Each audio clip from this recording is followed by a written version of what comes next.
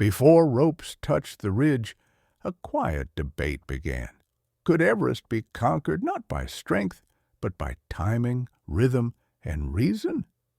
In the silence of the Himalaya, they challenged the very plan to reach the top. It's 2:20 a.m. I'm still buried in the Himalayan Club Journals, century-old field notes from the Himalayas. It's like diving deep into the documented history of the Himalayas from the early 1900s. The journals cover everything, from indigenous wisdom, cultural myths, to epic expeditions and groundbreaking discoveries. These forgotten stories are brought to life by synthetic voices in the Himalayan Journals podcast. Subscribe, zone out, binge, and pass it to a fellow mountain junkie. It began with a problem laid out in plain words. The eastern section of the Himalayan Club submitted a paper to their representative on the Mount Everest Committee, not for publication, but to push for fresh thinking. Past expeditions, they wrote, had tried to climb the North Ridge too fast.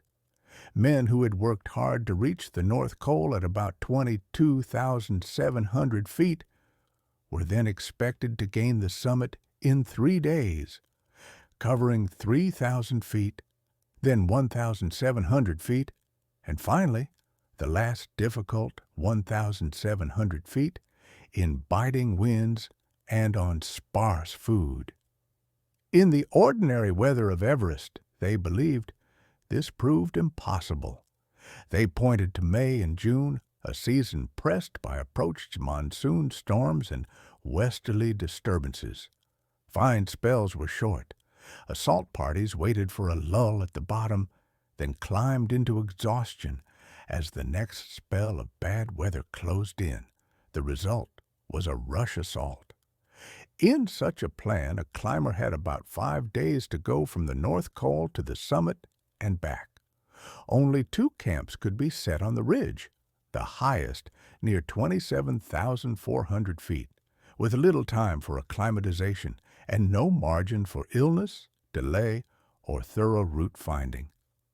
Examples from 1933 carried weight.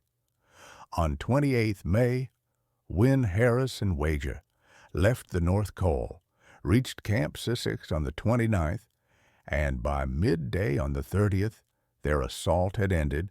The day spent probing the second step, the ice on the south face and the yellow band along the north face, before retreating to make room for the next pair.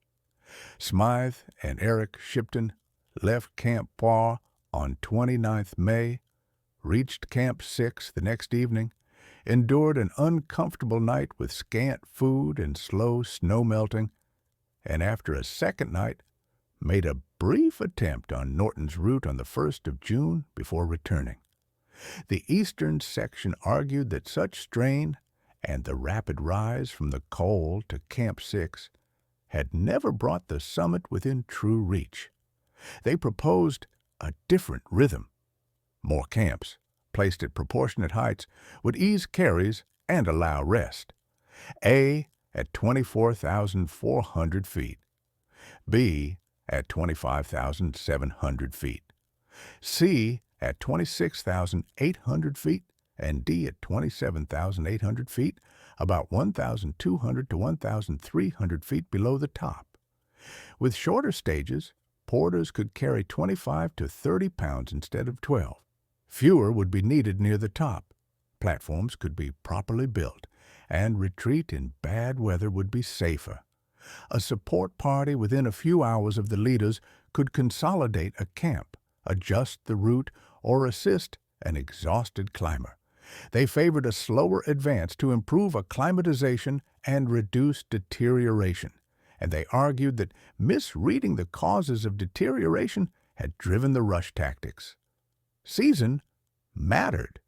They urged serious consideration of a post-monsoon attempt, or April, if the former proved difficult.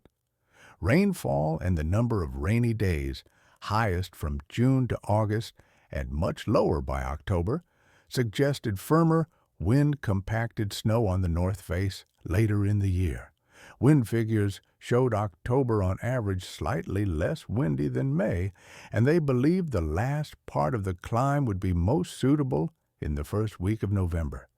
Eric Shipton replied in a brief review. He began with deterioration.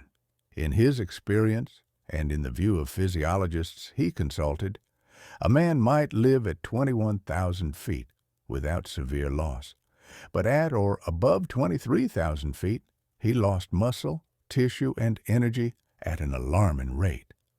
He set out his 1933 acclimatization in detail, weeks spent from Darjeeling through Sikkim and Tibet, then at camps 3 and 4.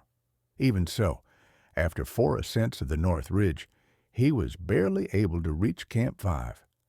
And when he reached Camp the 6th, he felt too weak to keep his place in the second assault. He returned to base camp after 6 weeks, having lost an estimated 2 stone. He did not accept that full acclimatization prevented deterioration below the summit.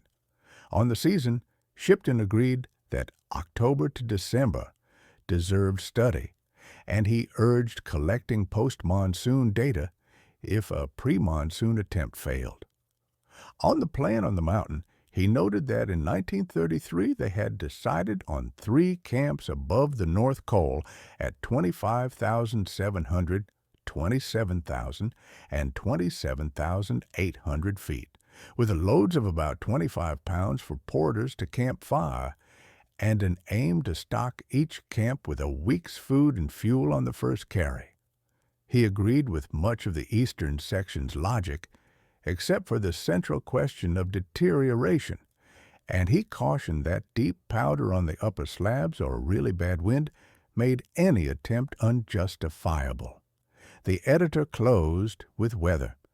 Evidence from the 1933 flights showed severe west wind cycles in March and April, with short lulls. Before the monsoon, a clearing wind could be followed by a workable lull.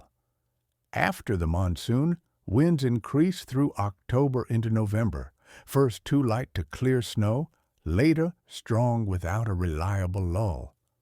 He hoped that 1938 would bring post-monsoon observations. He reminded readers that Nanda Devi, though a fine success, stood well below Everest's final rocks, and that many believed the real strain began above 24,000 feet. Mallory, he noted, used to say it was 50 to 1 against any particular attempt. A good leader might improve the odds but not remove them,